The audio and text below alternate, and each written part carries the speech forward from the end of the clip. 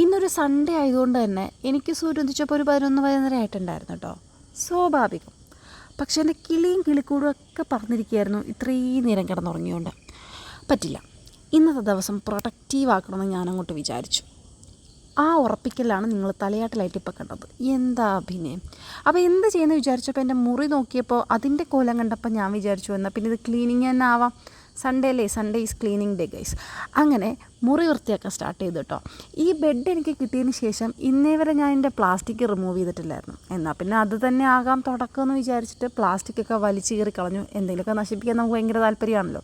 പിന്നെ അവിടെ എല്ലാം തുടച്ചു കേട്ടോ. എനിക്ക് പൊടി ഇരിക്കുന്നതൊന്നും അത്ര പെട്ടെന്ന് അങ്ങോട്ട് പിടിക്കില്ല, തുമ്മും, അത്രയേ ഉള്ളൂ. പിന്നെ നമ്മൾ തൂത്തുവാരാൻ തുടങ്ങി. കാലുകൊണ്ട് ഞാൻ തട്ടിക്കളി കണ്ടപ്പോൾ നിങ്ങൾക്ക് മനസ്സിലായി കാണുമല്ലോ എൻ്റെ തലയിൽ നിന്ന് ഒട്ടും മുടി കൊഴിയുന്നില്ലാന്ന്. ഈശ്വര, ഇവിടുന്ന് പോകുമ്പോഴത്തേക്ക് ഞാൻ മുട്ടയായി പോകുമല്ലോ എന്ന് ആലോചിക്കുമ്പോൾ പോട്ടെ.